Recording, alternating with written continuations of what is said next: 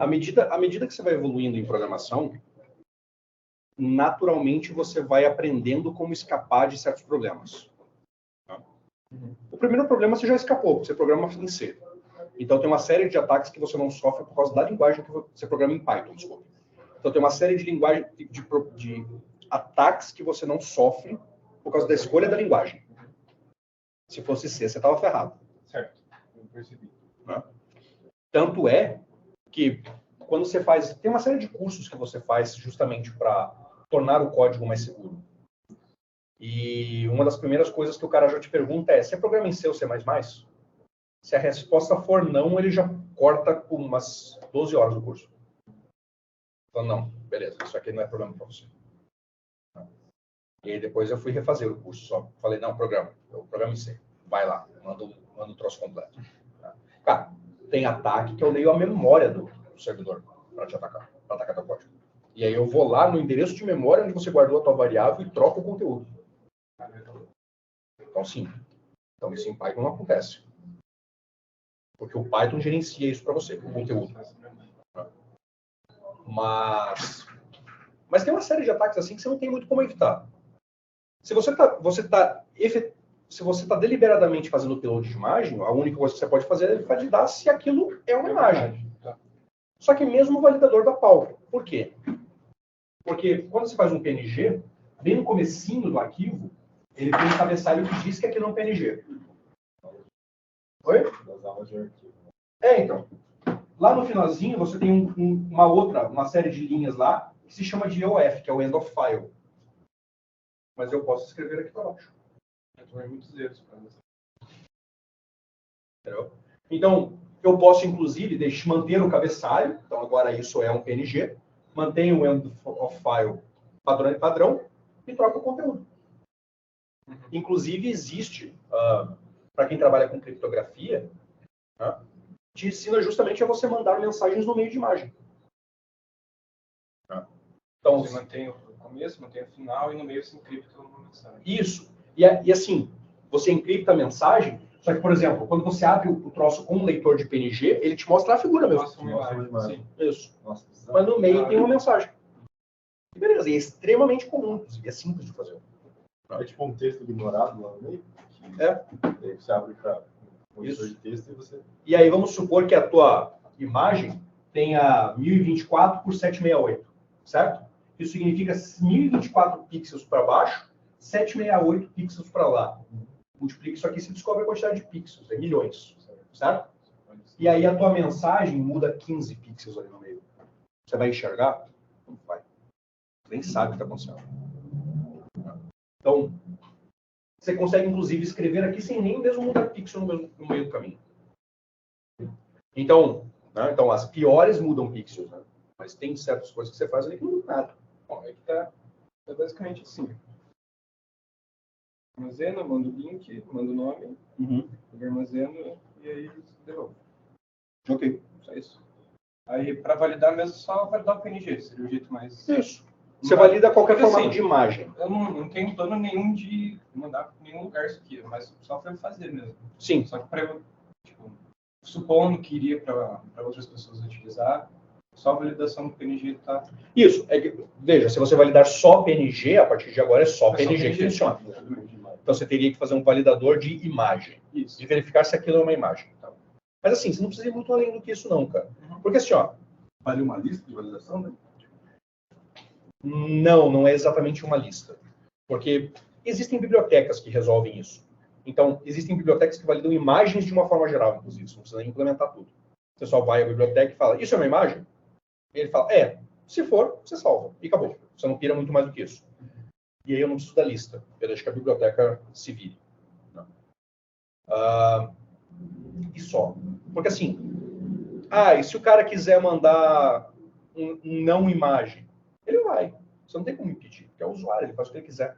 Só que eu não vou colocar no banco de dados. Isso, aí você não põe no banco de dados porque você fez essa validação. Mas vamos supor que é uma imagem e no meio do caminho tem um código malicioso. É problema seu?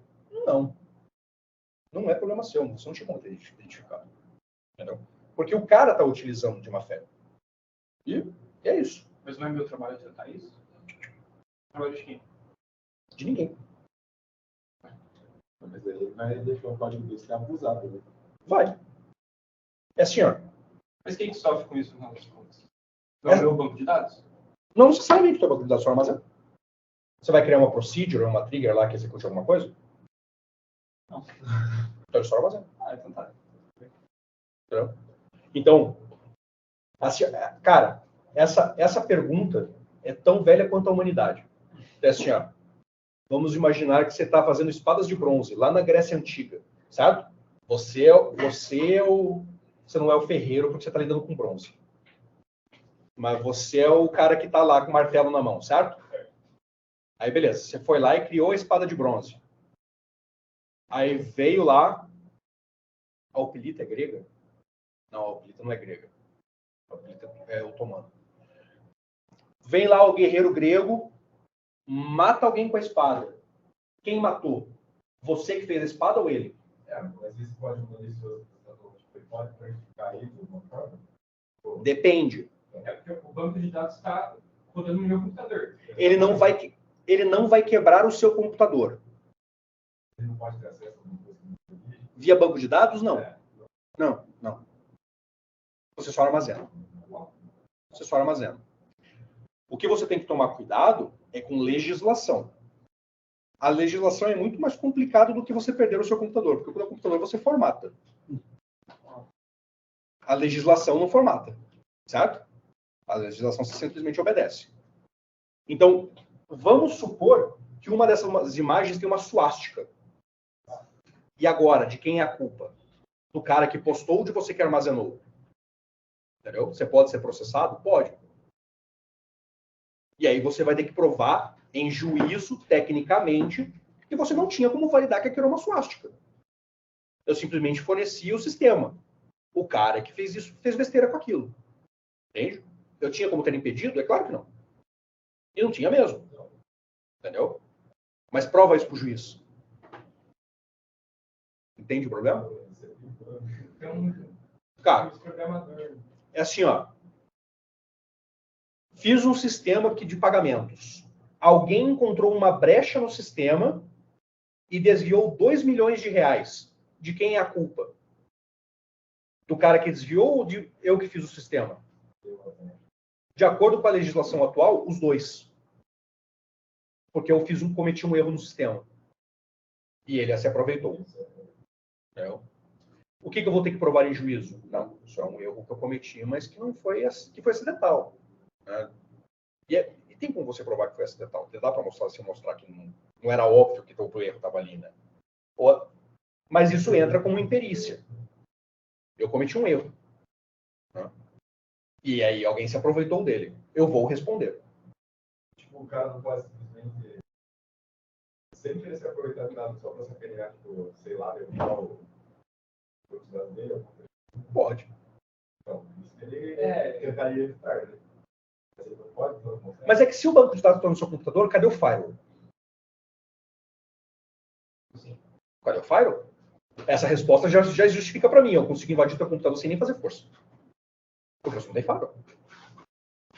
O que bloqueia os acessos ao seu computador? Porque se você está com um banco de dados no seu computador, você tem uma porta do seu computador exposta para o mundo e que está sendo acessada de alguma forma. O que bloqueia que eu entre por essa porta? Sem não significa nada. A senha não serve de nada. Porque no momento que eu vou digitar a senha, significa que eu já estou lá dentro. O banco de dados pediu a senha, certo? Então eu já conversei com ele. Isso é uma etapa de uma conversa que já aconteceu. Por isso que ela não serve de nada. Se for uma senha até 6 dígitos, quebra em 3 minutos. Não, a questão não é nem essa. É que assim, ó. A partir do momento que você está mandando a imagem, você já está conversando com o banco de dados. É isso aí, você já conversou faz tempo. Então, porque assim, ó, tá aqui o picareta, certo? Picareta faz picaretagem.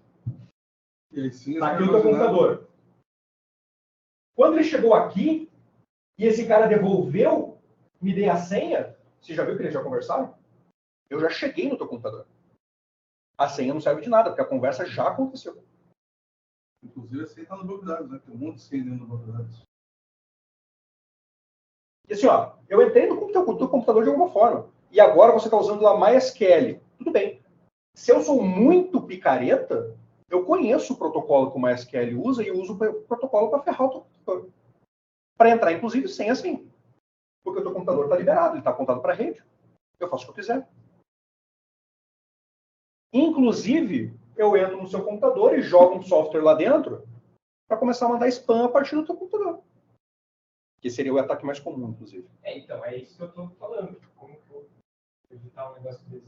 Não use o seu computador. Mas você tem que pagar um serviço. Não. Use um serviço gratuito da AWS, por exemplo. Mas, todos os serviços que eu procurei são patéticos de mim. Piores que o seu computador? Que são de graça, sim. Que computador que você tem, bicho? É um Alienware que você tem lá? Não, é decente. Mas o serviço de graça que eu achei, tipo, não foi. Quem paga a luz da sua casa? Não sou eu. É por isso que o computador parece melhor. Entendeu? Quem paga a internet? Tá bom. Teu computador não é melhor, garanto pra você. Não é compartilhado. Né? Então, Daqui a pouco eu tô projetos de engenheiros vai ter dando todo mundo aí. e tem mais essa. Como conectar Seus pais são engenheiros, certo? Os projetos deles ficam guardados nos computadores deles? Não, é o mesmo. Ah, no mesmo? É por isso que Que massa, cara. É o mesmo, por isso que a formatação é um problema, entendeu? Você tá sabotando o cara que paga a tua luz, cara. Eu tô tentando evitar isso. Isso, então. Por isso que estamos aqui conversando. Então, olha lá. Eu sou péssimo com cibersegurança, sei lá. Eu entendo genuinamente pouco disso. Eu tô tentando. Então, assim, ó. A ideia é boa no sentido de que, legal, você fez o troço funcionar, certo? Mas agora isso tem que evoluir. Você chegou justamente, opa, o negócio está sendo utilizado, né? E isso pode me gerar problemas. Então, esse é o primeiro passo. Eu concordo com você tem razão. Vai te gerar problemas, não é pode, vai. Tá? Principalmente que você está utilizando um canal em que geralmente dá problema. Tá? É o Discord, certo? Cara, o que tem lá, o que mais tem lá é bot. Você acabou de botar mais um. Né? O que te garante que eu fico lá, que eu faça um bot que fique procurando outros bots para ver se não está no computador de casa? Né? E é tão simples de fazer quanto o bot que você fez. Não que o teu bot seja simples, tá? Não é isso. Mas assim, ele não tem uma lógica avançada, digamos assim. Não é muito complexo a lógica dele, por trás dele. Né? Então, se esse cara está sendo utilizado, hora de evoluir o seu bot. Certo? Então, você já fez um teste, você fez um POC, digamos assim. Certo? Você sabe o conceito de POC? É a prova de conceito. Tá? Então, POC. A prova de conceito. Tá? Então, o que você fez? Você tinha uma ideia, você desenvolveu uma estrutura inicial e botou a prova. Funciona? Sim. Mas isso já é comercial? É claro que não. Agora, você tem que tornar comercial. Certo? Comercial no sentido não de vou cobrar 10 centavos por imagem. Não é isso. Você poderia. Mas não é isso. A ideia é agora eu tenho que transformar isso num produto. Certo? Porque ele ainda não é. Ele ainda é um conceito. Que você pôs à prova e funciona. Hora de tornar isso profissional. Então, eu não tenho uma caneta que funciona, meu pagador desapareceu. Me faz um favor, cara. Me arranjar um apagador e uma caneta que funciona. Ah, então o Rodrigo tá aqui do lado, cara. Isso, eu sei que ele não usa. Sério? Só rapidinho. Supondo que o banco de dados e o bot não estivessem sendo rodados no meu computador. Estivessem sendo rodados em um lugar, em um serviço externo. Ok. Aí eu não preciso disso. Aí você não precisa se preocupar com isso, porque lá tem. Lá tem. Lá tem, ou se não tiver, obrigado a buscar. Isso. Então, tá. Então eu só tô tendo que me preocupar com todos esses problemas porque eu estou rodando no meu computador. Isso. Porque você está rodando um computador na sua rede. Então, nessa lógica, o que acontece? O que você tem, vamos chamar o seu computador de servidor. E aí faz sentido que o computador seja bom, né? Porque se você vai trabalhando com engenharia, os softwares de engenharia geralmente são bastante pesados. Sim, Né? Então, o que eles usam lá? CAD? Só CAD? Só CAD. Não, Então. meu pai usa uns outros negócios lá.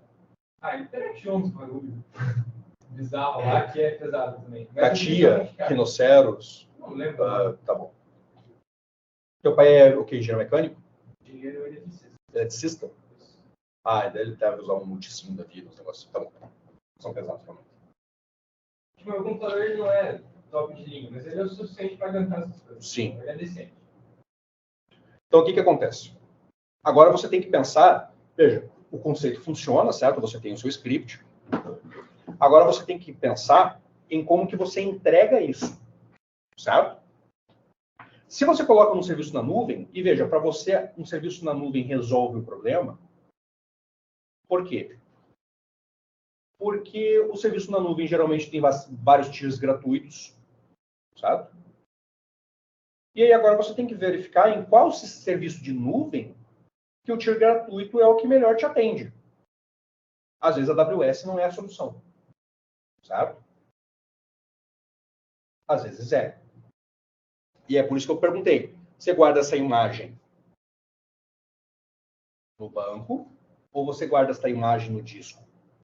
Porque guardar no banco não é uma boa solução se você pretende pagar barato. Sim. É melhor guardar no disco. É melhor guardar no disco. Então aqui você tem N soluções para te resolver o problema. Olha lá. Vamos imaginar a AWS, tá? Então eu posso usar Lambda, que fornece o meu código Python, que faz o processo. DynamoDB, banco de dados NoSQL. Você não precisa que ele seja SQL para o que você faz.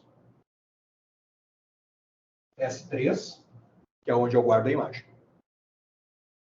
Só. E é isso. Não é tão só, tá? Vamos lá. E aí no DynamoDB você vai guardar quem fez a imagem, quando fez a imagem e o caminho dela no S3. E aí você vai ter dois lambdas, um que recebe e um que devolve. Certo? Esses lambdas vão ter o endereço deles, de execução. Da mesma forma como o teu script também tem. Certo? Porque o teu script, imagina, ele não fica lá no Discord, ele fica na sua máquina. E aí o bot está na tua máquina. Agora o bot estará aqui. Entende? Aí você vem, cria o bot, coloca ele aqui. Você vai ter duas funções. Uma que recebe imagem, uma que devolve imagem. E como pelo jeito que você está falando ali, mostrou ali, quando você recebe imagem, você já vai, armazena ela e imediatamente devolve. Como que seria o teu fluxo? Que eu desenharia, tá? Primeiro lambda. Escreve no S3, certo? No S3 existe um negócio chamado trigger. Não. Ele chama outro lambda. Tá? Então, este primeiro lambda guardou no S3. A trigger executa chamando o segundo lambda. E este segundo lambda devolve a imagem. Certo? E onde entra o Dynamo nisso? Nesse primeiro lambda, ele já escreve no Dynamo a entrada que hoje você faz em SQL. Tá? Para você fazer tudo isso, a AWS disponibiliza uma biblioteca para Python chamada Moto3.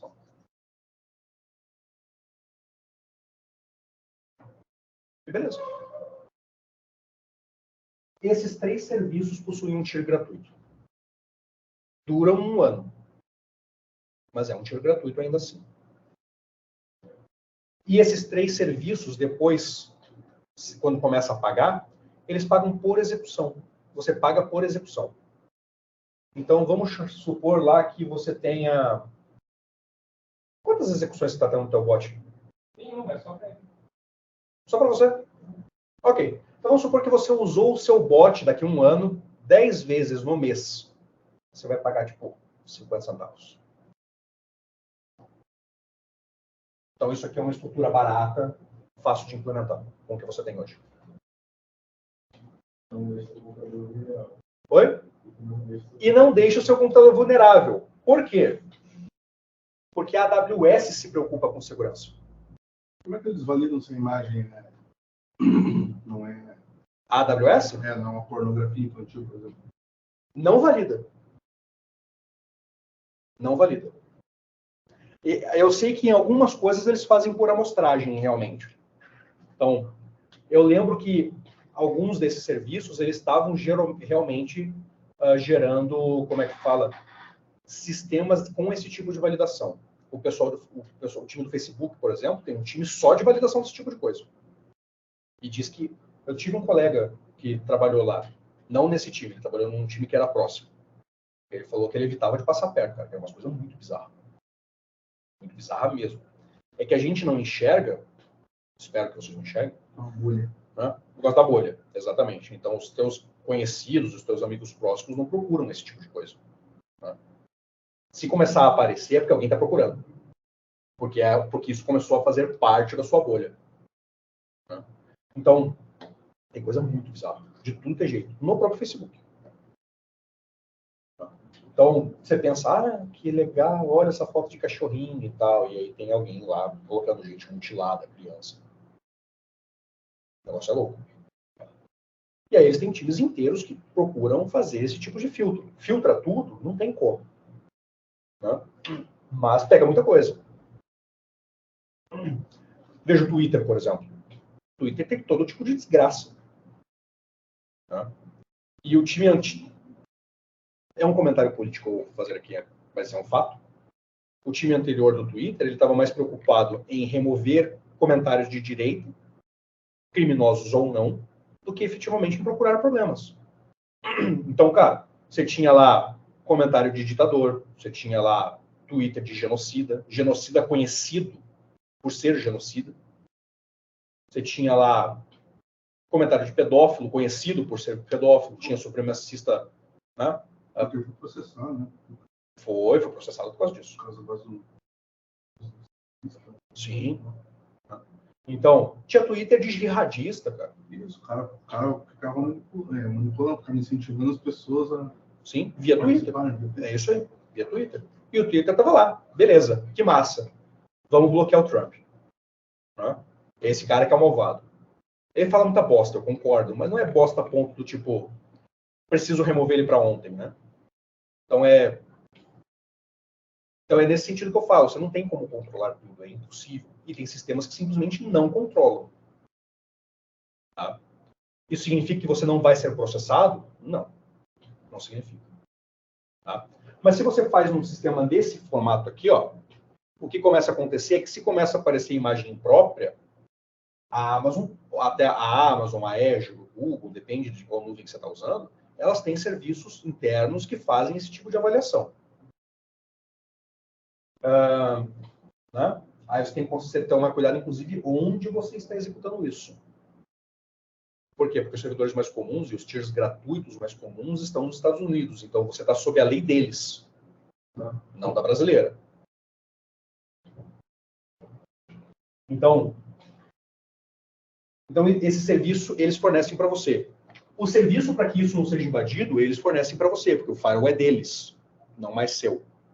Agora, vamos supor que você queira jogar o bot exatamente do jeito que está na sua máquina para a Amazon. Existe um serviço chamado EC2, que também tem tier gratuito. Isso vai ser invadido, a chance é menor, porque a Amazon tem um firewall na frente. Deixa de ser problema seu. Sugestão. Se eu fosse você, eu começaria por aqui. Bem mais simples. Né? E depois tentaria migrar para isso. Mas com isso aqui rodando. Né? Deixa aquilo lá rodando. Quando isso daqui estiver funcionando, você tira aquilo. Esse 2 lá? Esse é 2. Tá? Ele vai levantar uma maquinazinha virtual para você. 1 ano gratuito. Eu jogo meu bot lá e rodo lá. Do jeito que ele está. E aí as versões... Tá pingando ele ou não? Oi? Eu tenho que ficar dando ping ou não? Isso aqui você precisa. Precisa ficar pingando. Só que se você ficar pingando, você aumenta muito o número de execuções e, consequentemente, você começa a pagar mais rápido. Sim. Tá? Porque o EC2 ele fica sempre de pé. Ele é uma máquina num containerzinho. Ele fica lá eternamente ligado. Tá? É um VPS. Isso aqui não. Isso aqui só sobe por demanda. Então alguém chamou, isso funciona. Então se alguém, o meu bot ele vai estar offline, alguém vai dar o comando, ele vai ficar online, entregar. Fazer o comando do cara e ficar offline de volta. É isso aí. Ah, tá. Mas ele vai funcionar do mesmo jeito. Mesma coisa. Tá. Porque a Amazon ou a Azure ou quem quer que seja, a diferença é que na Azure muda esses nomes. Tá? Se eu fosse trabalhar na Azure, que também tem tier gratuito para tudo isso, aí eu usaria SQL, não no SQL. Porque na Azure o SQL é mais barato. Então aí o que eu usaria? Eu usaria o Function, tá? que é o Lambda que é o Lambda da Azure. Como banco de dados, eu usaria SQL Server, que tem um tier gratuito muito bom na Azure. E eu não lembro o nome... é o Storage. E o Azure Storage no lugar do S3, que também tem um tier gratuito bom. Eu não sei o que é o EC2 da Azure. Não lembro o nome. Mas é a mesma coisa, só que agora na Microsoft. Então, até do ponto de vista empregabilidade, né, que eu imagino que um dia você queira ser empregado, trabalhar com isso, não, na verdade, ser empregado. Né? Eu ficaria muito feliz daqui 20 anos se eu descobrisse que vocês abriram uma empresa e ficaram milionários com esse troço. Tá? Então, não se limite a querer ser um CLT. É ruim. Olha, não é ruim. É ok. Não seja ok. Né? Do ponto de vista empregabilidade, se você souber só isso, como júnior, é um ok. Não seja ok. Se você chega como júnior, sabendo lidar com tudo isso, você já não é mais júnior. Essa é a diferença. Entende? Se você aprende isso agora e continua trabalhando com isso nos próximos 2 anos, fazendo os teus trabalhos, né? Cria um bot aqui, um negócio online, tá? Usando esse tipo de estrutura, quando você for efetivamente procurar um emprego, dependendo, você já consegue chegar, uma vaga de pleno. Lá vou eu. E a experiência. Põe na tela isso aí, só para dar uma olhada, que eu também vou pesquisar depois. Claro, eu coloco. Vamos desenhar isso. Oi? Azul, com Z. Então, aqui, ó. Deixa eu abrir aqui os links para vocês, né? Então, AWS Lambda. Aqui, ó. Já até entrei nesses links, olha que beleza. Então, esse cara aqui, ele serve para rodar códigos em Python ou em Node. Dá para rodar Java também, dá para rodar outras coisas, mas vai no Python. Vai que é melhor. Tá? Se você procurar na internet, você vai descobrir, inclusive, que é melhor mesmo. Eu não estou brincando porque eu programo Python. Ele é feito para trabalhar com Python. Tá? Então, a grande sacada é o quê? Vamos supor que o seu Lambda o seu bot é um sucesso. Certo? Então, hoje é só você que usa. Mas daqui a 1 ano, o Discord inteiro está usando. Vai acontecer? É pouco provável. Mas vai que, né? Então, porque o seu bot não é o último. Por isso, você tem que ter uma feature muito interessante. Isso que eu fiz é a minha origem. Então, o que acontece? Qual que é a vantagem? Você pode executar o código que você criou e você não se preocupa com infraestrutura. Porque o número de execuções aumenta de acordo com a quantidade de requisições. Isso deixa de ser problema seu. Então, por exemplo, o Lambda que você vai criar é a mesma coisa se você tiver 10 acessos mês ou se você tiver 1 milhão de acessos mês. Qual que é a diferença? Você começa a pagar mais. Mas se você tem 1 milhão de acessos, você com certeza paga feliz isso. Você fala, vai, leva o meu dinheiro. Né? Porque você provavelmente tem dinheiro. Né? No nível gratuito, você tem direito a 1 milhão de solicitações. por mês. Se eu não me engano, nos primeiros 12 meses. Mas parece que eles tinham mudado, parece que agora é eterno. Os primeiros 1 milhão você não paga. Você só paga pelo 1 milhão se tiver 1 milhão e 1. Aí você paga por tudo. Aí, esse é o primeiro cara. Então, beleza. E aí, vamos ao desenho. Então, nuvem. Nuvem. Tá. Então, para fazer a sua solicitação, o primeiro cara que eu usaria...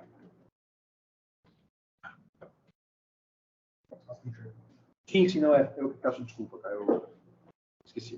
Então, aqui, ó. Se fosse a AWS, então o primeiro cara que eu usaria se chama Lambda, certo? Então, o Lambda é o cara, é onde vai estar a sua função Python, certo? Vantagem do Lambda, ele executa por demanda. Você não se preocupa com infraestrutura, certo? E qual é o melhor? Toda vez que você usa Lambda, todo o log de execução vai para um cara chamado CloudWatch. Aqui. Aqui.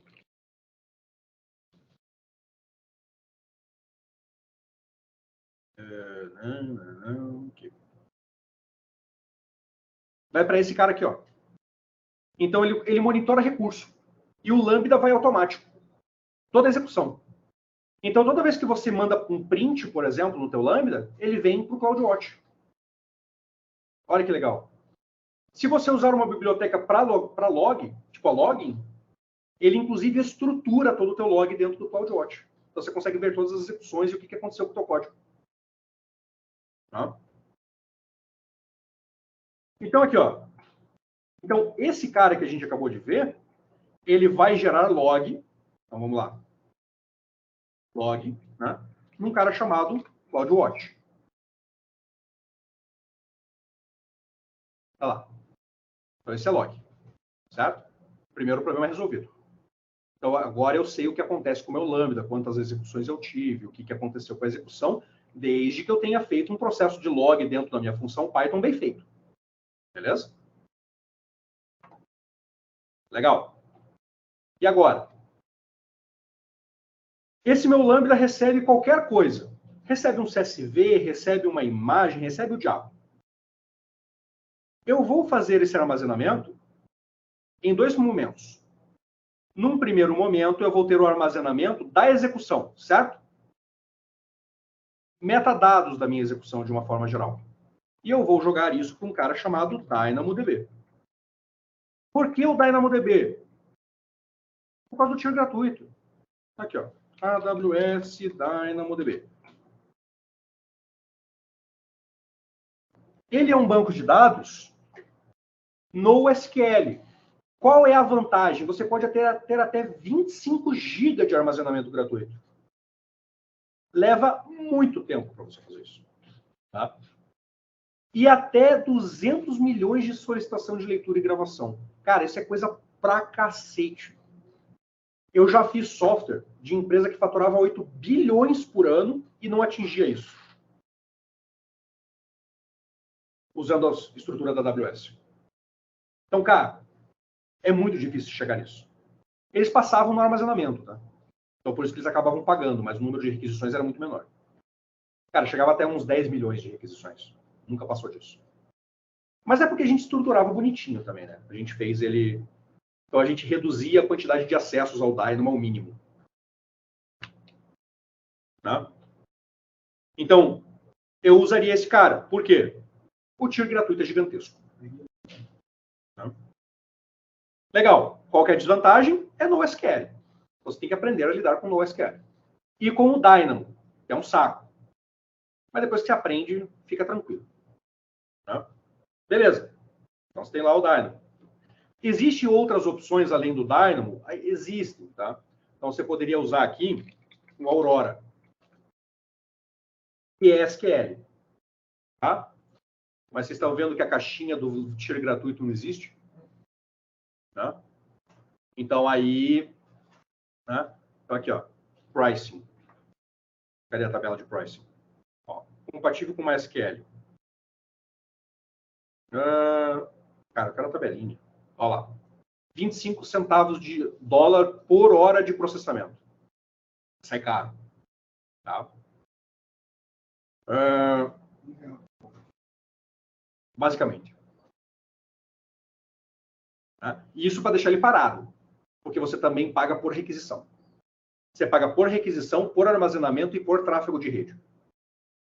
Então sai caro. Tá? Mas ele é compatível tanto com o MySQL quanto com o Postgre. Então por isso que o Aurora é legal. Para uma aplicação muito grande. E que você tenha a necessidade do Aurora. Tá? Se você não tiver, não tem problema. Pagar. Vai para o Dynamo. Tá bonito. Então, guardei todas as minhas informações no Dynamo. Então, por exemplo, o caminho da minha imagem no diretório. Quem foi que mandou? Quando mandou, né? Ou então você está lá no Dynamo, no chat. Esqueci o nome da desgraça. Discord, obrigado. Então, em qual canal do Discord que eu estou em que isso foi enviado? Você vem armazenando tudo isso. Né? Legal. Mas e a imagem? Vou jogar no Dynamo? Jamais. Por quê? Porque é caro.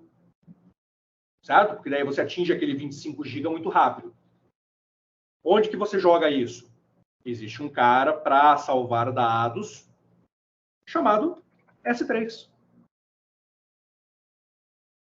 É aqui que você enfia esse troço, a imagem. Certo? Então, olha lá, vamos lá. AWS S3.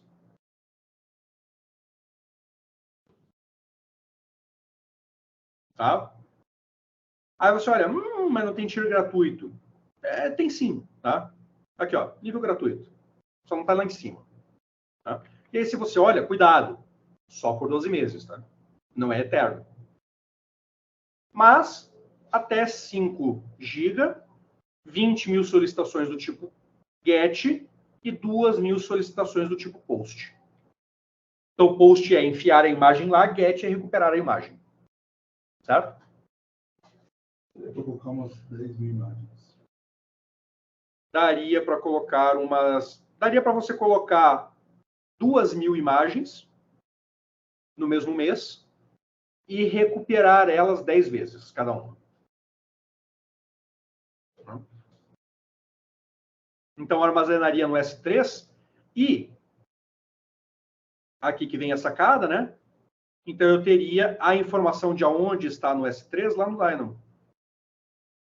Então, o Dynamo sabe cadê. Então, daí, toda vez que eu precisar de uma imagem, eu vou no Dynamo, pergunto para o Dynamo cadê esse troço, e aí vou no S3 e recupero. Tá? Esse é o mesmo Lambda que vai armazenar nos dois. O mesmo Lambda faz as duas coisas. Tá reto? Não tá. Dane-se também. O mesmo Lambda faz as duas coisas. O mesmo Lambda vai fazer essas três coisas aqui, ó. Ele gera log de execução, ele armazena no Dynamo o que aconteceu, e ele armazena no S3 a imagem. Tá. E aí o próximo Lambda vai recuperar. Isso. Aí o que acontece? Lá no S3, o Dynamo também tem, tá? Mas o ideal é usar no S3, porque ele é a imagem propriamente dita. Então, AWS, S3, Trigger Lambda. Caiu no mesmo lugar. Aqui. Eu vou mandar todos esses links para vocês. Relaxa. Então, aqui tem um tutorial de como que você cria uma trigger lá no S3 para invocar outro Lambda. Certo? Então, quando o estado do S3 muda, porque eu depositei alguma coisa lá, esse trigger invoca um novo Lambda. Olha lá. E você pode gerar isso lá, por exemplo, quando um objeto é selecionado, ou quando um objeto é criado. Deixa eu ver aqui. Esse é o nome do evento, inclusive. Que o input aconteceu lá. Certo? Então, um novo objeto foi criado no S3. Deixa eu tentar não correr na tela. Então. Esse é o nome do evento. Então, quando esse evento acontece, ele invoca um Lambda. Aí, o que vai acontecer? objeto novo no S3. Minha linha bonita. Vai invocar um novo quê? Novo lambda. Mas diferente daquele original. Por que eu coloquei na linha pontilhada? Porque, na verdade, né, o S3 ele não invoca o lambda. É a mudança... Isso, é o evento que invoca o lambda. Né? Então, não é direto. E aí, esse lambda faz o quê? Quando esse evento acontece, já chega para esse lambda quem é a imagem. O endereço já chega, eu não preciso mais consultar o Dynamo. Então, quando eu uso um trigger, o S3 já informa o meu lambda no evento mesmo, falando, ó, esse é o endereço da imagem que acabou de disparar esse lambda. Aí eu volto lá. Certo? Recupero a imagem. E aí, peraí. Tenho certeza que tem um desenho de nuvem. Eu quero meu desenho de nuvem. Diversos. Cara. Sumiu meu desenho de nuvem. Aqui. E aí esse lambda devolve essa imagem que você criou para quem quer que seja.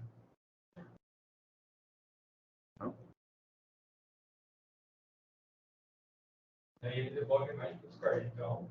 Isso. E aí, mas daí se a pessoa for chamar a função só para ver imagem, é esse mesmo lambda, eu vou ter que criar outro. É o mesmo lambda.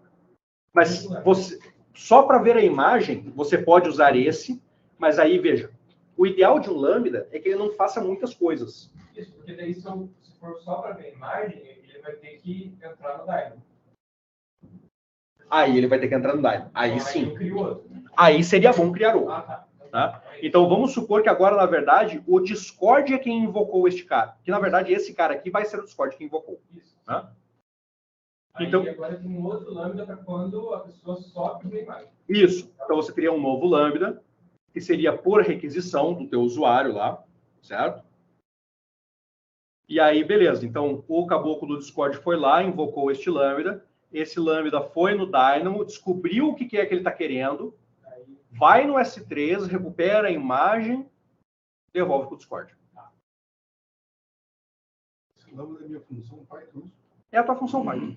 É literalmente a tua função Python. Só que ela tem todo um padrão. Tá? Então você não pode simplesmente jogar a função Python lá e achar que magicamente vai acontecer. Tá? No Lambda, que porcaria é essa que eu fiz aqui? Aí. Então, no Lambda existem alguns requisitos que a tua função Python tem que ter. A primeira coisa que a tua função Python tem que ter é uma... Cadê meu teste? Caraca, outra coisa. A primeira coisa que a tua função tem que ter é uma função chamada Lambda Handler. Que recebe duas coisas, um evento e um contexto. Isso aqui é o que o Lambda da AWS procura. Essa é a função que ele vai executar. Tá? Todas as outras funções que tiverem em volta, outros arquivos, não interessam. Isso é o que ele vai executar. Essa é a função principal. Tá? Senão ele não funciona. Pessoal, softwares que usam Lambda estão aumentando muito em quantidade. Tá? Por quê? Porque é muito barato. É muito barato, ele executa por demanda, então existe uma série de vantagens em usar Lambdas para executar esse tipo de coisa. Tá? Vocês têm a contrapartida de toda essa lógica aqui, que eu coloquei aqui como sendo na AWS, que é a versão Azure. Tá? Eu não conheço do Google, tá? Por isso que eu não estou comentando.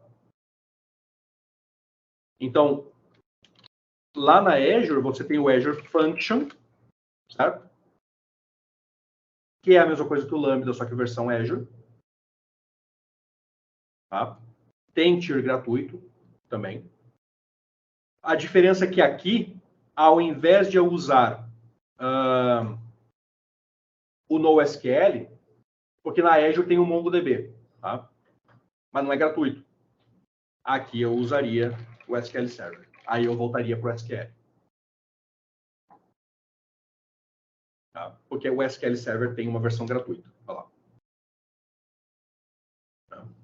Aí vocês têm que ver pricing, né? Por quanto tempo que é gratuito, né? Porque existe limites, quantidade de acessos e tal. Para o que você quer fazer, a quantidade de acessos é pouca. Mas você tem que ver por quanto tempo é gratuito. E isso é importantíssimo. Que nem eu mostrei lá no S3, né? Ó, S3 é por 1 ano. Depois disso você paga. O preço é irrisório, mas você paga. Então, mas esse é o princípio do desenho que eu usaria para fazer o que você está fazendo. Tá? Agora, para início, já que você já tem um bot funcional na sua máquina, você pode usar um cara chamado EC2. Tá? Por quê? Porque ele levanta para você uma maquininha virtual. E por 12 meses é gratuito. Simples assim.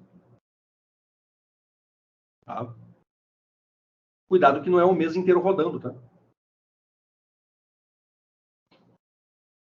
Então... DuckDNS é a mesma coisa? Oi? DuckDNS é a mesma coisa? Não, não é a mesma coisa.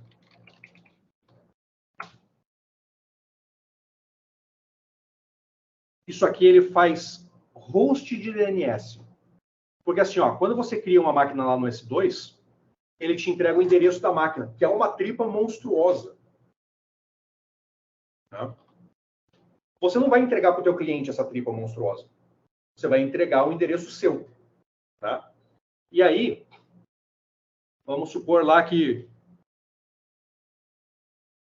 o Eduardo quer criar um endereço para o bot dele. Porque agora ele está com dinheiro, ele quer pagar o registro. Certo? Ele vai lá no registro.br e aí ele vê um domínio que ele quer comprar. Certo? Então ele quer comprar lá o meubot.eduardo. Ou melhor, eduardo.com.br deve ficar. Loja dele. Olha lá, não está disponível. Loja de eletrodoméstica. O que será que é eduardo.com.br? Curioso também. Algo me diz que vai demorar. Oi? Você pode comprar isso. Olha lá, já está registrado. Por hora está indo. Tá? Mas você poderia ter um eduardo.flog.br. Que é ruim. Mas existe. Né? Enfim, você poderia ter qualquer um desses. Esses estão disponíveis. Eu caí nesse site também. Existe um redirecionamento para ele, então. Provavelmente o cara que criou se chama Eduardo, diga-se de passagem, inclusive. Eles podem escolher isso. Cara, desenvolvido por EM2 Hypermedia e Mano Browser. Eduardo, não sei o que, 2.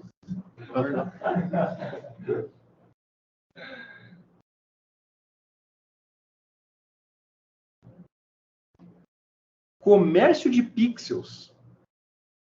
Tá bom. Cara, esse maluco ele tá muito à frente. Tá? Redescobriu. Mas isso é limitado. Ele ainda não é uma SA. Exatamente. Ele tá começando mesmo. Bem-vindo ao Mano Browser. É boa pra caralho. Que gênio, mano. Ok. Esse é um maconheiro que deu certo. Exatamente. Exatamente. Esse é um maconheiro que deu certo. Se esse meu colega não tivesse fumado o computador dele, eu mandaria o link para ele. Mas é mais ou menos isso. É um maconheiro que deu certo. Ou criminoso, né? Porque o mundo brau é criminoso. Então.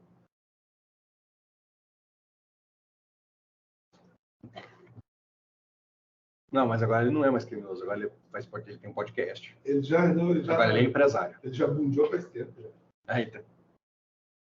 Não, isso aí é só comércio. Exatamente. Eu adoro a polícia, eu adoro todo mundo. O meu bot.com.br. Não dá para ter meu bot. Olha aí, cara.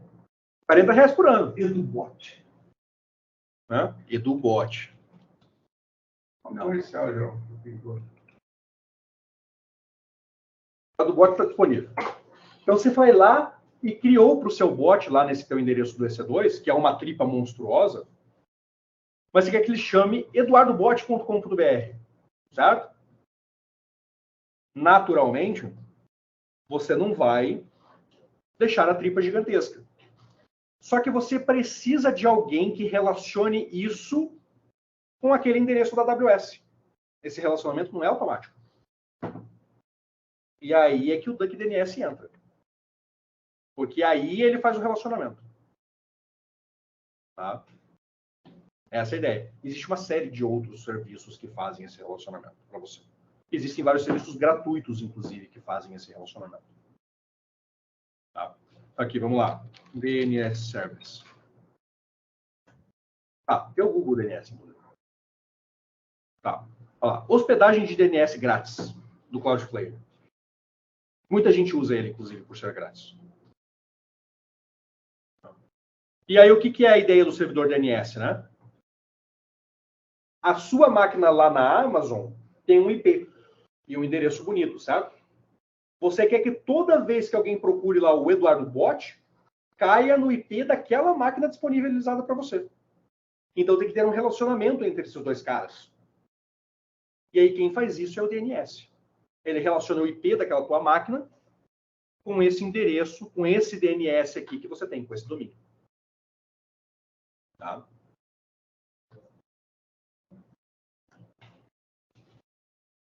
Sacaram?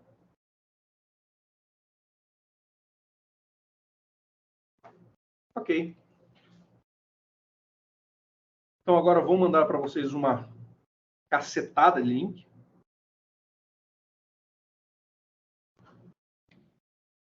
Aqui é o link do Lambda. Fechando, porque senão vou me perder. Aqui é o link do CloudWatch.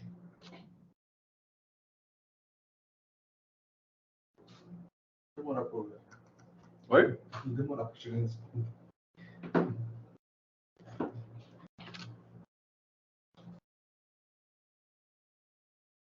Ah, senhora.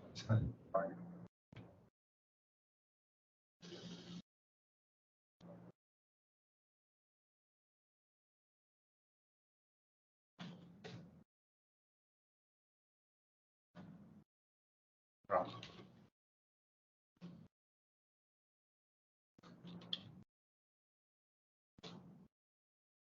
Link do S3.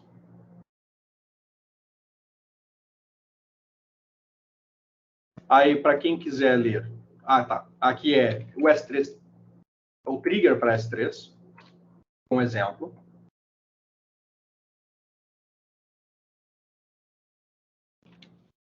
A Azure.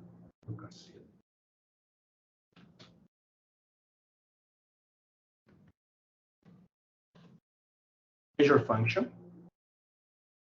E o SQL Server.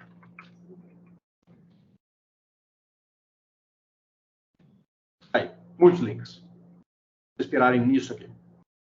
Pessoal, o que nós vamos fazer? O projetinho de vocês lá, que eu já passei para vocês, se vocês fizerem na AWS, seria muito melhor. Muito melhor. Tá? Dá para fazer local? Claro, dá para fazer local.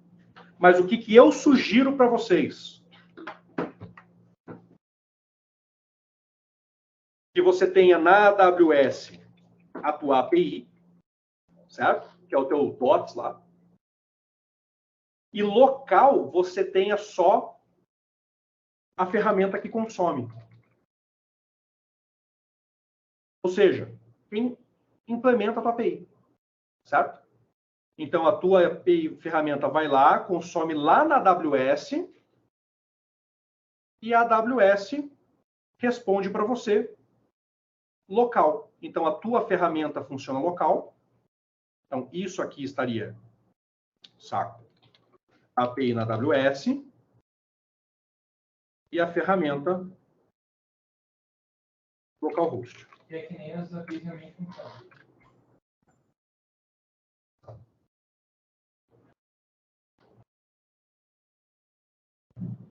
Beleza? Isso aqui seria o caminho ideal para vocês concluírem o projeto. Vocês conseguirem colocar a sua API lá na AWS. Só que aí que tem um problema, né? A sua API na AWS possivelmente estaria num EC2. Não usaria toda essa estrutura. Por quê? Porque para você colocar uma API na AWS... faltou o link do EC2, né? Para você colocar a sua API na AWS, usando Lambda, você teria que usar um cara chamado API Gateway. Eu não sei se tem tier gratuito. Além dele, você teria que usar um cara chamado CloudFront. E aí daria muito mais trabalho. Mais trabalho do que o que a gente tem tempo aqui, inclusive.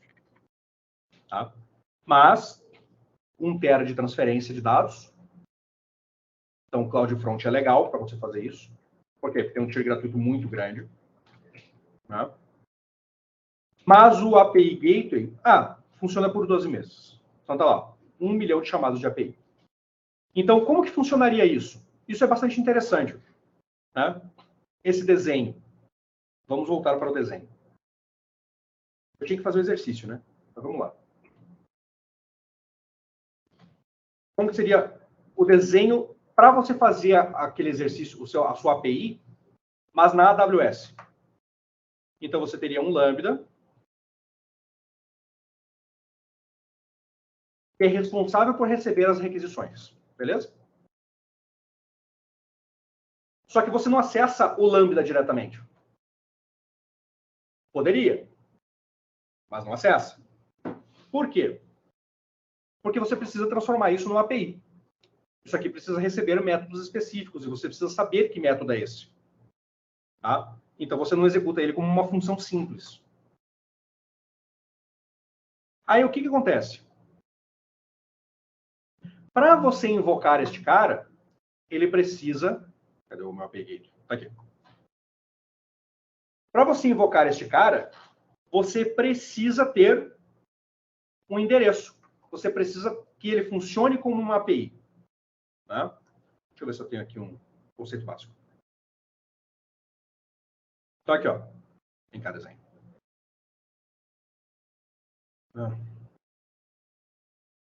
Ó, é isso aqui, ó.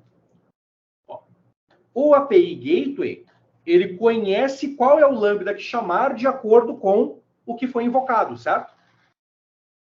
Aí ele vem, invoca o Lambda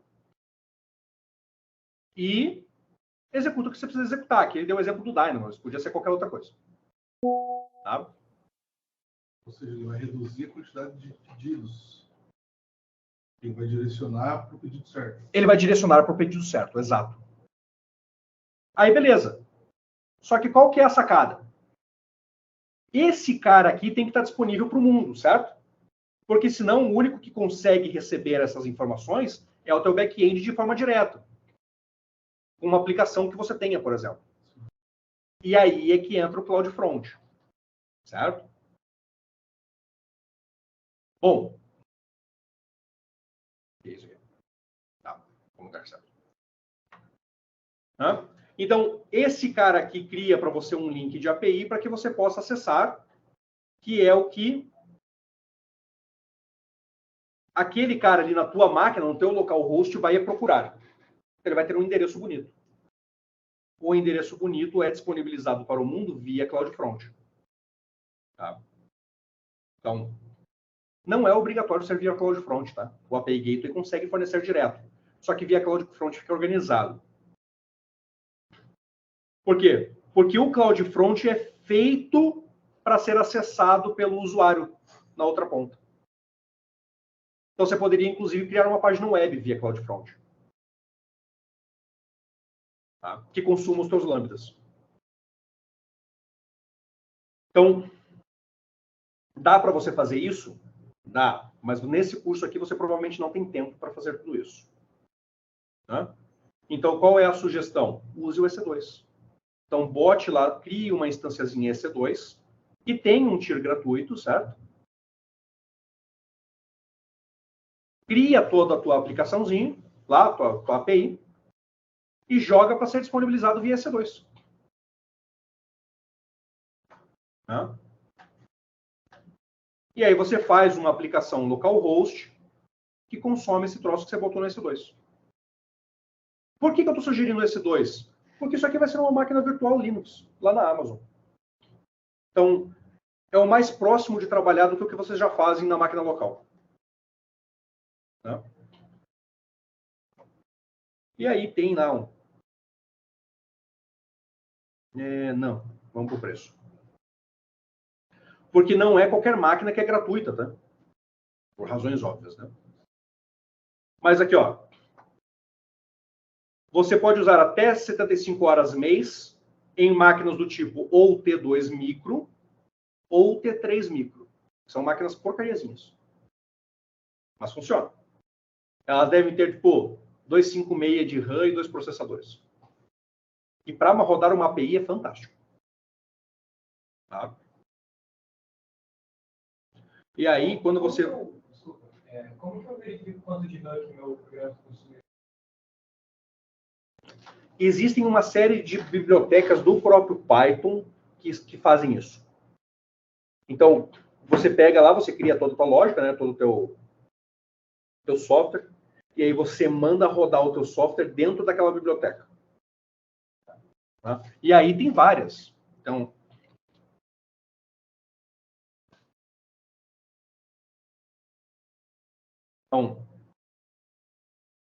com o Time, você consegue validar principalmente tempo de execução. Tá? Mas ele faz outras coisas também. Aí, tem outro cara, usava como CPython. Deixa eu ver. CPython, script,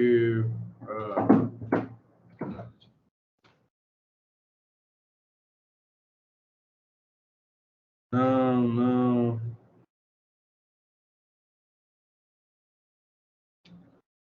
Deixa eu ver se eu caço o nome aqui nesse. Não.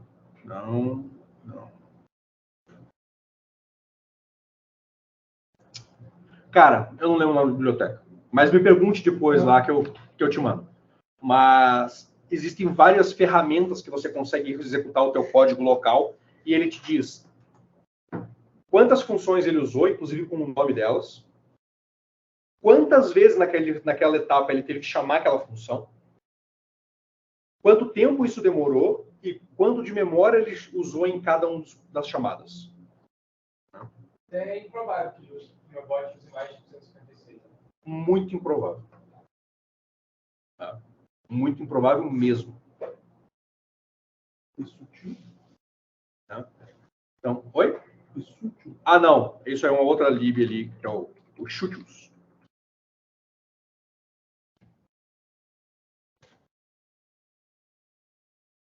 Isso aqui é para operação de alto nível de arquivos. Tá? E aí ele permite que você copie arquivo. Então, até agora o que a gente viu com a OS é mais a manipulação, né? Move para cá, move para lá, veja uma pasta e não sei o quê. Isso aqui é coisas mais complexas, né? Tipo, copia arquivo, deleta arquivo, aqui, ó, deleta arquivo, move, quanto espaço no disco que isso está ocupando, mudar permissão de um arquivo, nesse caso é proprietário, na verdade. Muda proprietário de arquivo, permissão de arquivo. Então, isso aqui é lidar com arquivos em nível mais alto. Tá. Beleza? Então tá aí. Um pouco de aula de infraestrutura.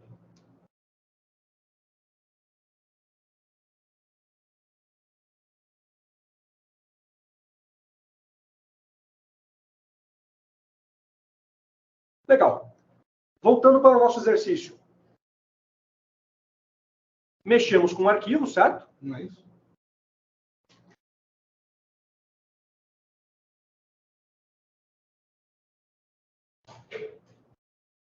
Deixa eu acessar. Não deu certo, não. Ah, sim. Só que aqui...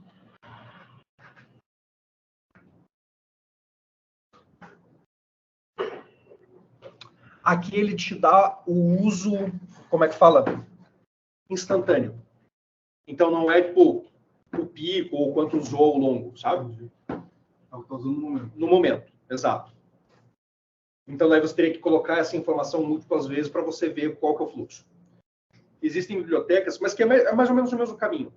Que ele monitora e ele te dá, por exemplo, o pico, né? Enfim. Que é mais interessante, com certeza. Então, pois é. Quando você usa, e aí já aproveitando ainda que a gente estava falando de AWS, na AWS tem um serviço parecido, que é o X-Ray. É muita coisa. Cara, isso aqui eu sei tudo de cabeça porque eu mexo com isso há anos, tá? Não coloquem na cabeça que, caraca, eu tô aqui tacando informação na cabeça de vocês e que vocês têm que saber tudo isso daqui para ontem. Não é isso, cara. Eu conheço como usar cada uma dessas coisas porque eu tô há anos fazendo isso. Então não se preocupem, cara. Isso aqui é um processo. Tá? Então, esse cara aqui, ele te dá exatamente isso que você estava olhando ali, e aí ele consegue ver, olha, ó, ele pega todo o trace da execução do teu Lambda, e ele vai mostrando, onde é que gastou mais tempo, quanto tempo que foi o total. Ó, você fez uma requisição web usando a biblioteca requests, e isso levou 400 milissegundos. É um mapa, né? Isso, ele faz um mapa de toda a execução da tua aplicação. Tá? E eu acho que ele tem tier gratuito. Tier gratuito. Então, ele é bem bacana. Ele é bem bacana. Tá? Mas ele é uma ferramenta desenvolvedora. Então, isso daqui não entrega funcionalidade para o teu usuário. Isso daqui você usa quando você quer reduzir custo.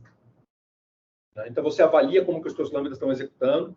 Fala, opa, eu estou fazendo aqui uma requisição, eu estou fazendo uma operação que está levando 20 segundos.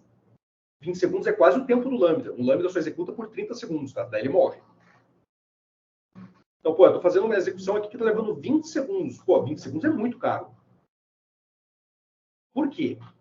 Então, veja, o custo de um Lambda com 128 de RAM é 0,025 centavos de dólar. Olha lá. Cadê a calculadora?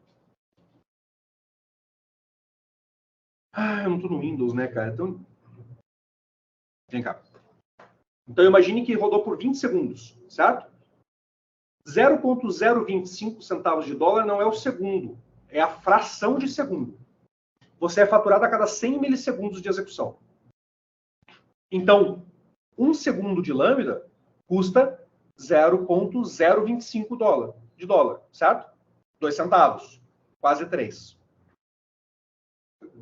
Se executou por 20 segundos, cada execução desse troço custa em torno de quase 50 centavos. 20 segundos. Então custa quase 50 centavos por execução de dólar. Então uma execução do seu Lambda custa R$ 2,50. Agora imagine que você executa esse Lambda 20 vezes por dia. No final do mês começa a doer. Então aí você usa o X-Ray por quê? Você fala, opa, por que essa porcaria leva 20 segundos? O que está matando o meu tempo? Tá?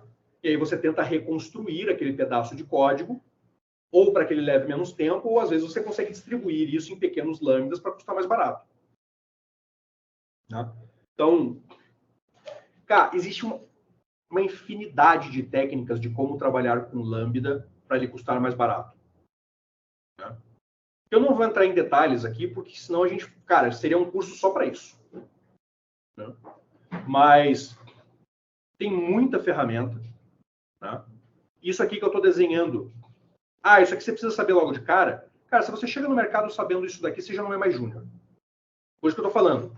Isso aqui você não aprende do dia para a noite. Isso aqui é um processo. Tá? Então, se você sabe mexer bem com Lambda, sabe mexer bem com S3, sabe mexer bem com Dynamo, e conhece como fazer uma trigger para isso, você não é mais júnior. Tá? Não é mesmo. Então assim, é um processo. Tá? Então, não se desespere, é um processo. Paciência, tem o resto da vida para aprender. Tem. Eu cheguei a comentar que meu pai foi fazer medicina com 70 e poucos anos. Pois é. Pois é. É excesso de tempo livre, né? Bom, com 70 e poucos anos você tem um excesso de tempo livre. Mas você vai fazer medicina? Pois é. Esse 2 dias depois da pedra lascada, ele tá aprendendo informática. Os caras nasceram, era 4.0, né? Então, sério, cara, eu já cheguei no ponto, cara. Isso que a gente não tá tão velho assim, né? Sim. Mas eu já cheguei no ponto, cara, que às vezes eu tenho que mexer alguma coisa no meu PS4, cara. Eu olho pro meu piá no auge dos 5 anos dele lá, porque, tem que pôr alguma coisa pra minha menina de 2 anos assistir. Eu cara, arruma lá, pai. E aí ele vai, bem louco, cara. Arruma lá e não sei o que, põe desenho, faz o diabo. Eu só fico olhando, cara. Nossa Senhora. Eu, com 5 anos, estava lá na rua, jogando pedra, betes e comendo terra, exatamente. Abrindo o olho ainda com 5 anos. Saindo da escuridão. E o piá tá lá. Porra. Legal. Agora eu vou criar uma outra classe que é para manipular o arquivo propriamente dito. Então eu vou criar aqui. Eu vou chamar ele de arquivo úteis. Por quê? Porque eles são utilidades para lidar com arquivos. Tá bom, beleza. Posso fazer isso? Posso. Eu poderia chamar só de arquivo? Poderia, mas aí o meu código vai virar uma zorra. Né? Isso, vai ter a palavra arquivo 400 vezes. Né? Como que eu sei disso? Porque eu estava fazendo isso essa semana com o povo da noite. E o meu código virou uma zorra, eu tive que renomear tudo. Self-arquivos, tem gerenciador de arquivos, tem... Então. Então esse é o arquivo úteis. Legal. Arquivo úteis, naturalmente, precisa de o quê?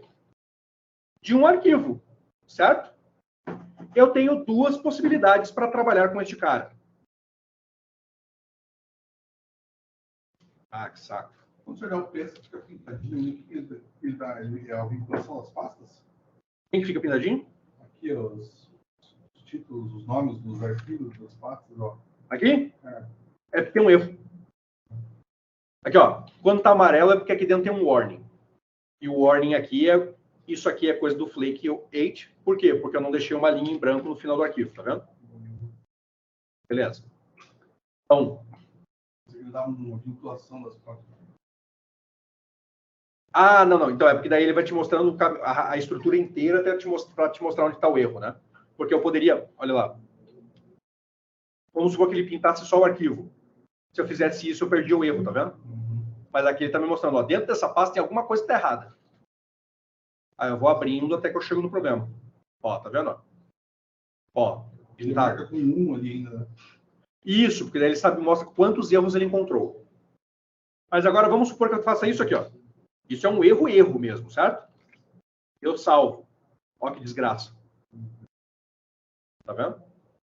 E aí ele vai me mostrando onde que tá, e ele encontrou 5 erros. Na verdade é um erro só, né? Mas como eu não fechei ali esse troço, aí ele se perde pra cacete na hora de contar a quantidade de erros. É que ele entendeu que para baixo também estava errado. Isso, exatamente. Exatamente. A partir dali estava tudo errado. Exatamente. Né? E o que faz meu arquivo úteis? Eu preciso de um arquivo. Então, isso é óbvio. Eu tenho 2 opções. A minha primeira opção é o quê? Herdar. Certo? Então, o arquivo úteis é filho de gerenciador de arquivos. É uma boa ideia? Não necessariamente. Por quê? Porque existe uma segunda forma de eu resolver isso, que é por composição. Então, eu digo que aqui eu tenho uma variável chamada arquivo, que recebe um objeto do tipo gerenciador de arquivo. E ele é obrigatório. Então, eu crio um objeto desse tipo, tá vendo? Entrego esse objeto para a minha classe arquivo úteis. Por quê? Porque ele precisa de um arquivo para trabalhar, certo? E aí eu deixo essa classe manipular esse cara. Aí você pensa, parece legal. E parece mesmo, tá? Então são as duas formas de você trabalhar. Ou você trabalha com herança, ou você trabalha por composição. Composição aqui é mais legal. Por quê? Porque vamos supor que daqui um pouco, no meu arquivo úteis, eu quero mais alguma lógica por trás dele, além do gerenciador de arquivos. Eu posso simplesmente criar aqui uma nova variável e dizer que ele também é composto por uma variável do tipo abacate. E beleza. Que variável que vai ser essa? Eu não sei, mas eu abro a possibilidade. Tá claro? E aqui, ela está quase. Então, quando eu for criar um objeto do tipo arquivo úteis, eu preciso de um gerenciador de arquivo. Certo? Senão não funciona.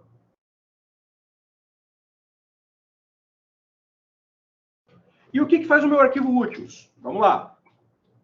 Primeira coisa, ele lê o arquivo. Eu vou ter duas opções. Ou apenas ler.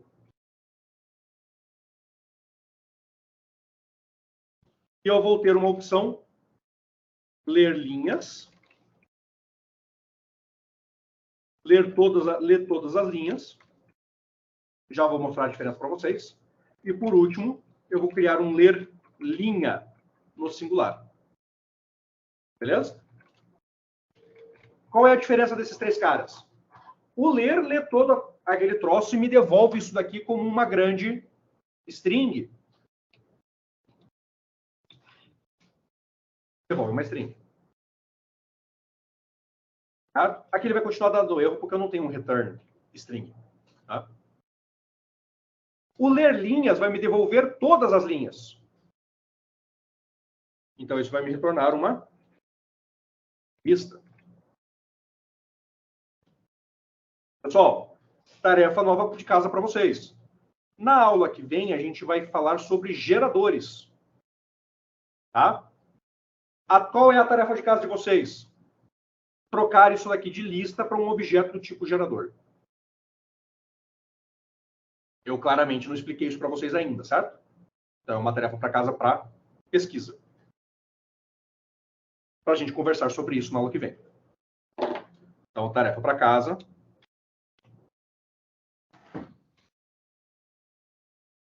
Modificar para devolver um gerador.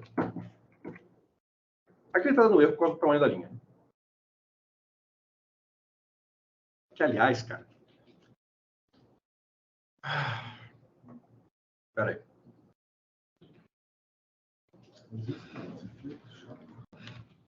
Esse tamanho de linha é muito pequeno.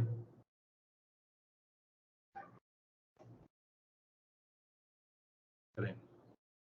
Podia só se tivesse feito 8 bits depois, né?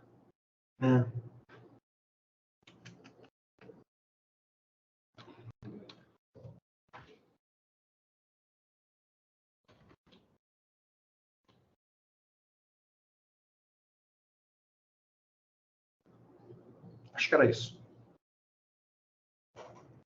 Pronto. Agora é 88. Não é mais 79. Ó. Ah, não. Eu quebrei o flake. Ah, que massa. Eu quebrei o flake. Que não era isso, então, provavelmente. Aguenta aí.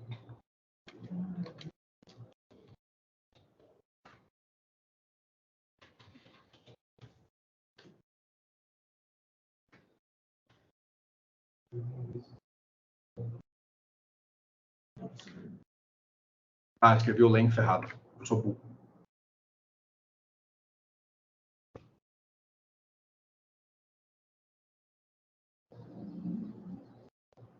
Aí. Tá lá, agora é 88, tá vendo? Não é mais 79.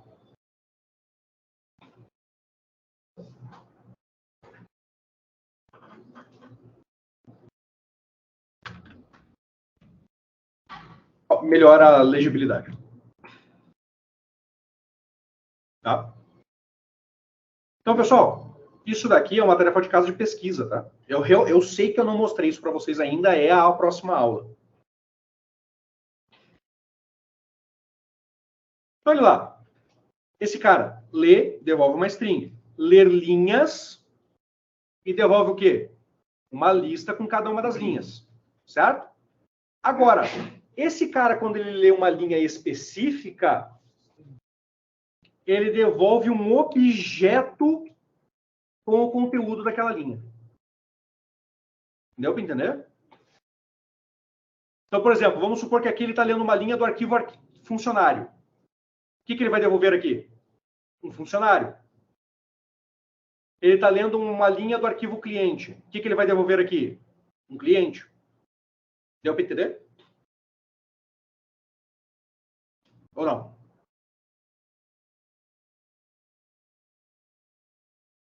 Tá bom.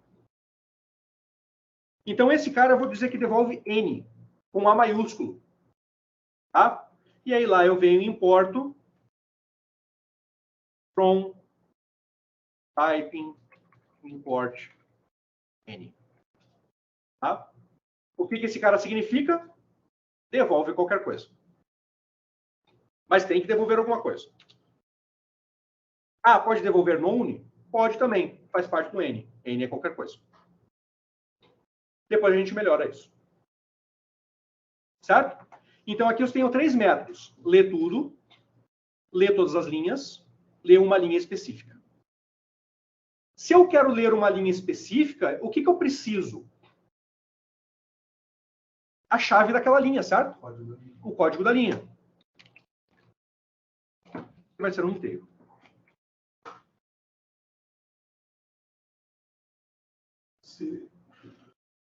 Seria digamos, o código do cliente ali, ou o código do... Não teria como especificar ele, né? Porque são vários tipos de código. Né? São vários tipos de código. Então eu sei que é um inteiro. Isso eu sei. Porque eu crio por padrão desse jeito. Mas eu não sei de quem. E essa é a vantagem. Porque aí eu posso tornar isso genérico o suficiente. Agora serve para qualquer um. Legal. E agora? Agora, eu crio a lógica. Então, como que eu faço para ler um arquivo e trazer todos os dados dele? Eu primeiro abro esse arquivo para leitura, certo? Que é o modo default. Olha lá.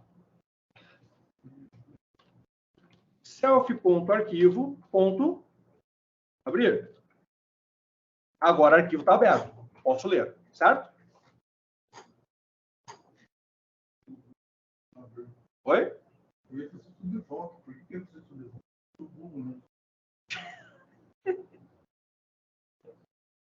Já está ali criado, né? Então, é por isso que eu criei aqui primeiro. Porque agora fica mais simples de implementar aqui, né? Aí eu venho o quê? Conteúdo recebe self.arquivo. Cuidado. Tá vendo que o arquivo abrir retorna o arquivo aberto? Então, esse conteúdo aqui não é o arquivo aberto. Então, eu não posso fazer self.arquivo.read. Isso não existe. Eu tenho que fazer o quê? Texto recebe o arquivo aberto, certo?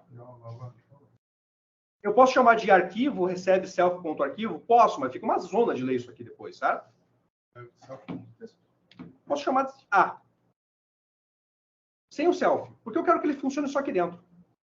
Aí eu faço o quê? A.read, porque aqui dentro tem o arquivo aberto, certo? Esse aqui está o conteúdo da leitura, do arquivo lido. Então, isso é o que eu retorno. Mas como eu já li, eu faço o quê? Antes de retornar, fecho o arquivo.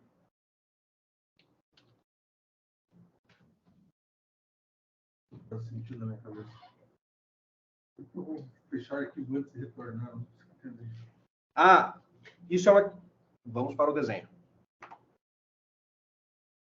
É porque a gente está acostumado com o uso do arquivo no dia a dia, né? Isso. E aí a gente acaba não percebendo as etapas.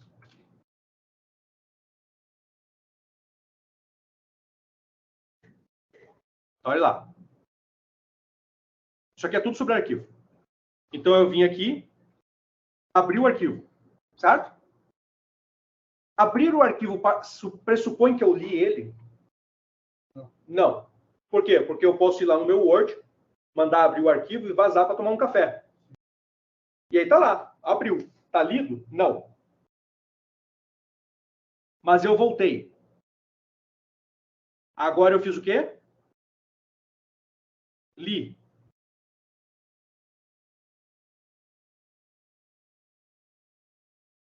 Para onde foram as informações que eu li? Meu belíssimo cérebro.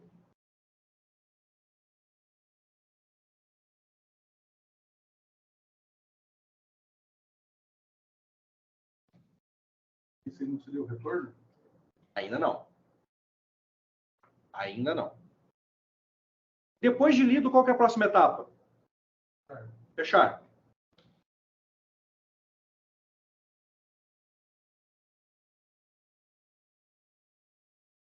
Quando eu fecho o arquivo, tudo que eu li some do meu cérebro? Às vezes. Vamos dizer que é o cérebro do computador. Isso. Mas e se for computador? Não some. Certo? Então, o computador é a mesma coisa. Eu abro, leio. Quando eu leio, o computador faz o quê? Joga para a memória. Então, quando eu fecho, aquela informação continua na memória. E agora sim eu faço retorno. Isso. Porque quando eu retorno o conteúdo,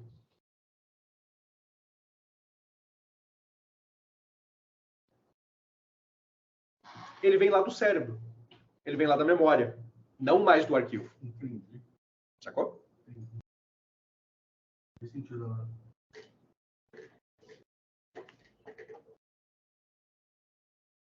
Agora, existe um processo em que não funciona desse jeito? Sim. Porque o que acontece? Abrir e ler tem uma etapa por trás disso mais complexa.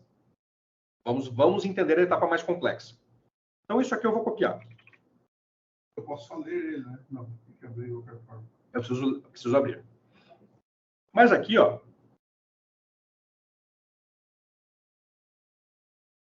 Existe esta etapa. E essa etapa aqui, ela está acontecendo num lugar específico. Que é o disco. Aqui, ó.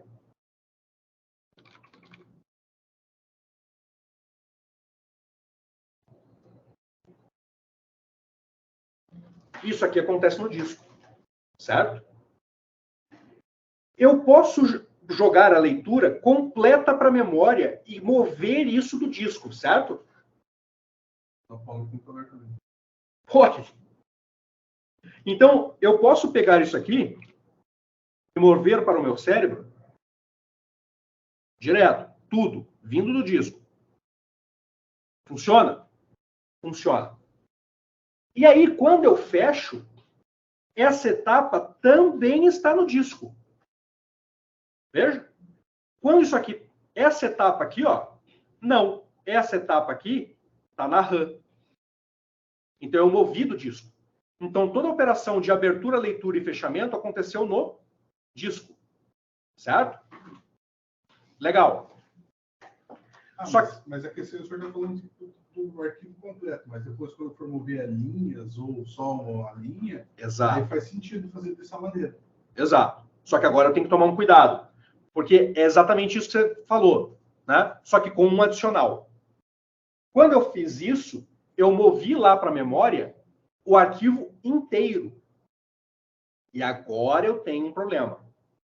Por quê? E se eu não quiser mover o arquivo inteiro? Certo? Então, essa etapa muda. Então, o que acontece? Vamos supor que eu quero ler isso aqui linha a linha. Então, o que vai acontecer é o quê? Eu li linha, certo? Essa linha específica é que vai para o disco. Porcaria. Essa linha específica é que vai para o disco. Que vai para a memória, desculpa. Eu posso fechar o arquivo nesse momento? Não. Porque eu li só uma linha. Todas as demais linhas continuam no arquivo. Então, eu li linha, trabalhei com a linha, e isso devolve para cá para fazer o quê? Ler a próxima linha. E aí eu entro em loop. Oi? Até ler todas as linhas ou chegar no ponto que eu queria. Certo? Enquanto este loop está acontecendo, eu não posso fechar o arquivo. Porque eu estou lendo direto do disco a cada uma dessas etapas. Então, veja, é outra forma de ler, certo? Nessa forma aqui, eu estou lendo tudo para a memória e imediatamente fecho. Porque agora eu estou retornando isso vindo da memória. Mas agora não mais. Por quê? Porque agora a etapa de fechar acontece depois da etapa de retorno.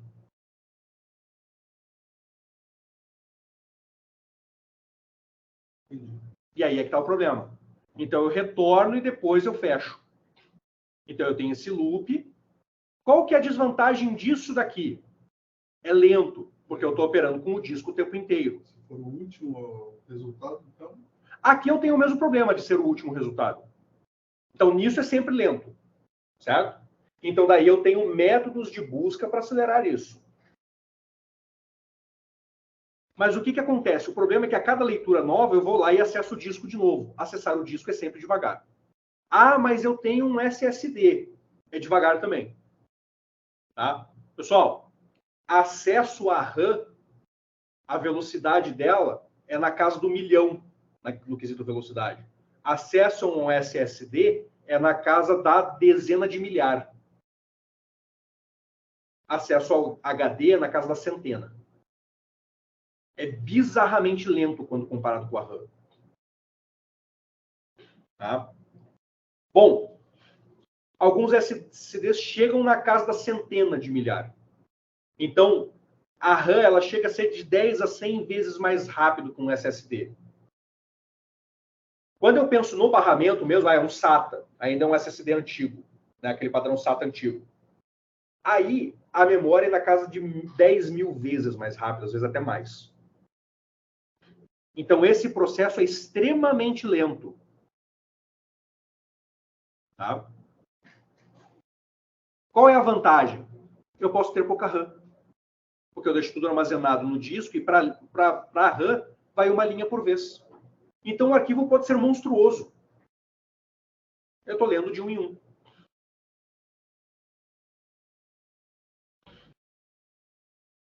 Legal.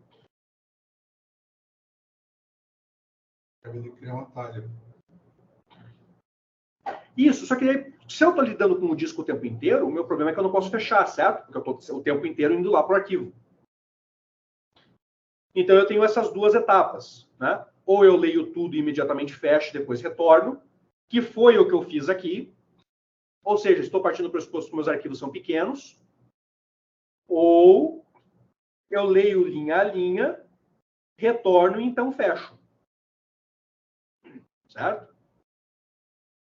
Eu vou usar este método aqui, ó. Tá? Mas aqui não, aqui eu li tudo. Por quê? Porque eu quero devolver tudo. É a ideia do método. Ah, e se for gigante? Problema meu. Tá? Problema meu. E aí, e se for gigante? Modificar para resolver isso aqui gigante com um gerador. Isso aqui é bem mais fácil do que isso aqui. Muito mais fácil. Então, esse é o bônus. Tá? Esse aqui é interessante que você procure. Ah, não consegui fazer. Tudo bem, eu nem expliquei ainda, certo? Mas aí, já é bom que você já tenha uma noção do que é um gerador. Conseguiu fazer esse aqui? Vai para a praia no próximo sábado. Né? Porque aí você está meio que perdendo tempo. Tá? Brincadeira, aparece na aula. Mas esse aqui é o bônus. Se vocês conseguirem, legal. É bem legal mesmo. Enfim, como que eu faço para retornar uma lista? Mesma coisa. Mando abrir o arquivo para leitura, certo? O meu conteúdo agora vai mudar para o quê? Readlines. Aí você olha, putz, mas aqui tem um problema, certo? Vocês estão vendo que eu estou repetindo abrir e fechar o tempo inteiro? Lembra que eu falei para vocês que isso era ruim, né? Sim. Tem uma forma de melhor fazer isso aqui? Depende. Se for uma composição, não.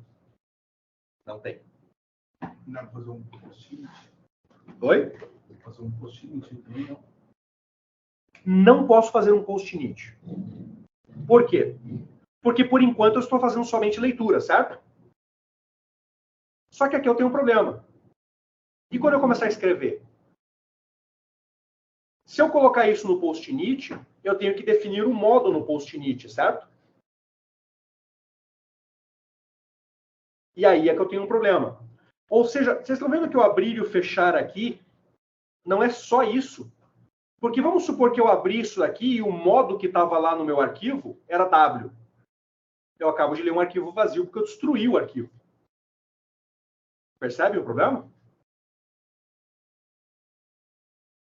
Então aqui eu tenho uma etapa antes, que é o quê? Definição de modo. Então vamos criar isso. Então eu venho aqui, def, set modo, self, modo. Tá? E o que esse cara faz? Self.arquivo.modo recebe um modo novo, um modo de acesso novo. Esse cara aqui vai ser privado. Então aqui antes de abrir eu faço o quê? Self.setModo leitura. Eu estou definindo que para ler o meu modo é read. Já vou jogar para esse cara aqui também. Deu para entender isso? Entendi. O que ele está reclamando? Ah, sim.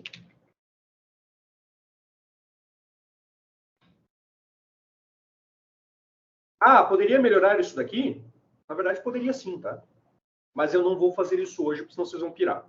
Quando a gente for ver como criar decoradores, aí a gente volta nisso e refaz.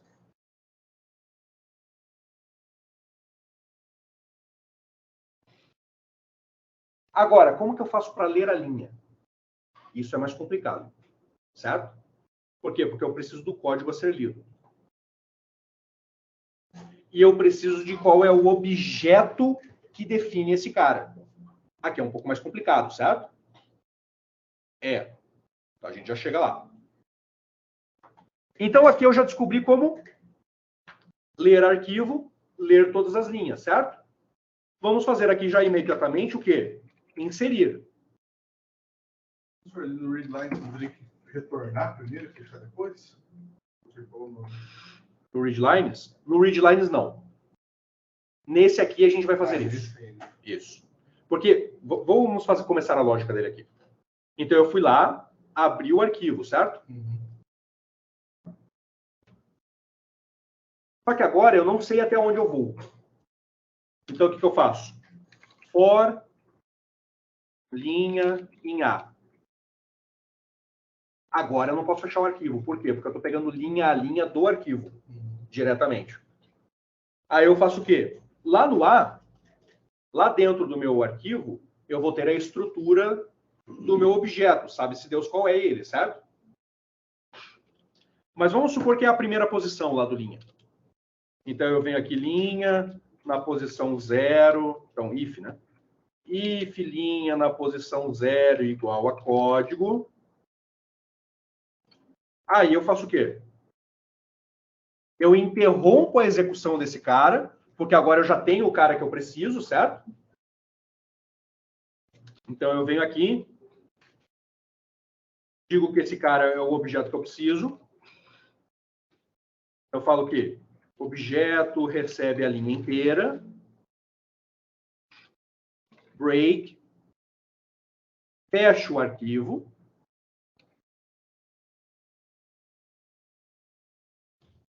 E retorno o objeto. O que falta aqui? Criar o objeto. Certo?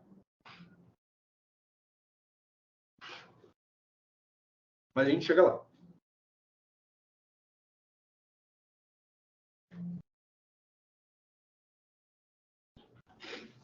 Legal.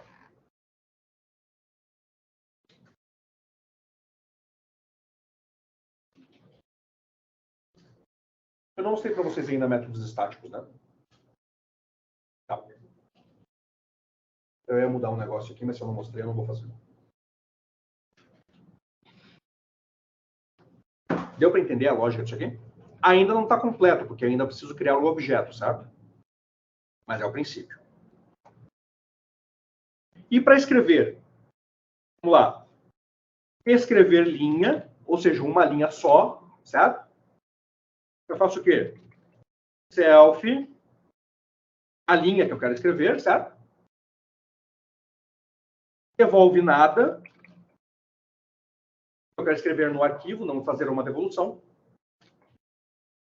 Aí o que eu faço? Mudo o modo para append, não para escrita, certo? Senão eu destruo o que tem lá dentro.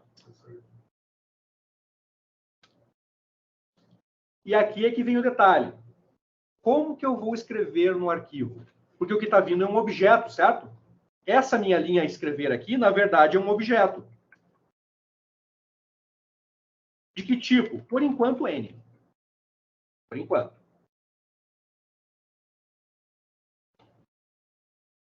Então, está vindo um objeto. Como que eu vou escrever esse troço aqui dentro? Eu vou usar um dicionário. Então, eu sei que vocês tentaram criar CSV, colocaram barra, fizeram diabo. E eu falei, tudo bem. Mas se você cria lá, separa por vírgula, ou separa por tab, ou separa com duas barras,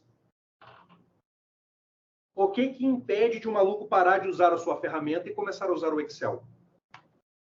Eu posso dizer para o Excel que o separador é duas barras. Certo, Eduardo? Certo. Esse é o mal de dar acesso ao teu repositório. Eu sei tudo que você está fazendo. Você pediu para corrigir, você não pediu? Não, por favor. Então, pois é. Eu corrigi. Tá? Então, isso é um problema. Agora, o Excel lê dicionário? Não. E tá bom. É o que eu vou fazer. Então, o que eu vou fazer aqui? A minha linha vai receber o meu objeto, ponto, dict. Eu mostrei o dict para vocês, certo? Ele cria um dicionário com os atributos. Não era isso? E aí eu vou lá no meu arquivo, self.arquivo.abrir. Agora eu não preciso mais fazer isso aqui, certo? Por quê? Porque o write eu faço a partir de onde? Do próprio arquivo, né? Então eu venho aqui, self.arquivo.write a linha, self.arquivo.close, ou ponto fechar nesse caso, né?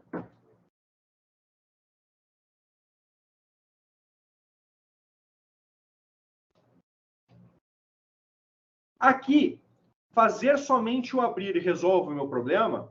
Não. Cuidado. Por quê? Porque o meu arquivo aberto está numa variável arquivo. que é aquele atributo que eu criei. Então, esse write pode dar pau? Pode sim. Tá? Por quê? Porque não é aqui que o meu write existe. É aqui. Então, aqui eu tenho self.arquivo, .write. Olha que desgraça.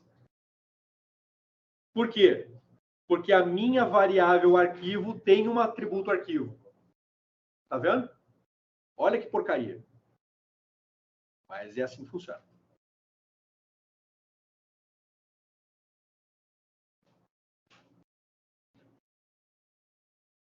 Dá para melhorar isso? É claro que dá. A recebe isso.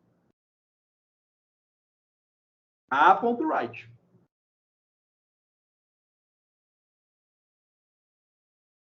Fica um pouco mais bonito. E agora? E agora nada. Return nada. Ele não retorna nada. E tá aí.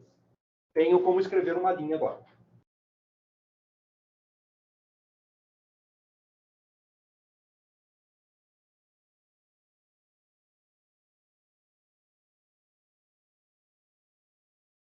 Certo?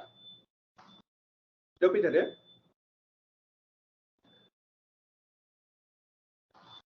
Então, aqui eu já tenho alguns métodos para trabalhar com o meu arquivo. E o deletar? O deletar é o bicho da goiaba. A gente já chega lá.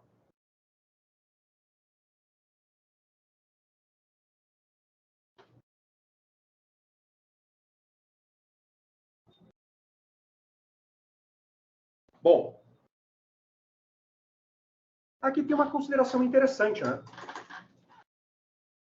Eu posso lidar com o meu cliente de duas formas. Meu cliente, tá aqui. Ele pode ser só um TO, ou ele pode ser também um manipulador de arquivos. Como? Eu posso deixar ele simplesmente do jeito que ele está aqui, ou eu posso dizer que ele herda arquivo úteis. E aí, agora, todas as operações com arquivo, o meu cliente faz. Direto. Posso fazer? Posso fazer. Vou fazer? Vou mostrar para vocês as diferenças. Vamos com calma. Tá? Agora, o que acontece? Sei lidar com o arquivo, certo? Tenho a minha classe para lidar com ele. O que eu vou fazer? Fazer o meu código. Então, olha lá. O que o meu código faz? Precisa de um menu. Certo? Lembra que eu falei para vocês? Vamos fazer um menu. Onde que eu vou fazer o menu? Vou criar uma nova pasta, views, e o meu menu vai estar aqui. E aí, o que eu vou ter? Novo arquivo, menu.py. Def, menu, não recebe nada. E aqui eu faço o quê? Desenho o menu. E é isso. Mas vamos lá. O que o menu faz? Int.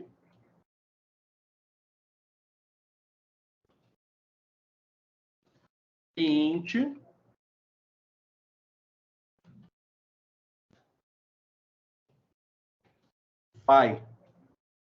Sistema de cadastro.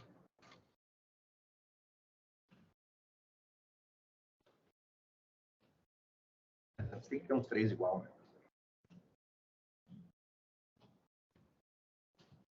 Print. Vou fazer print? Não vou. Vamos lá. For e in range.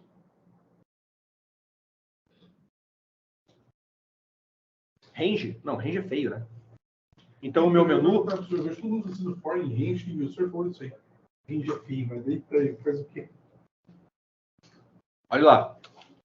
Então, eu tenho aqui minhas opções. Certo? Que é o quê? A minha lista de coisas que o menu tem. Por hora está hardcode, certo? Qual que são as minhas opções? Funcionário, cliente, produto. Certo? For i em OPT, muito mais bonito que fazer range.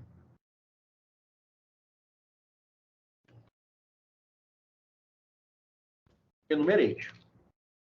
Eu tenho que dar uma opção, certo? Enumerate. Eu faço o quê? Print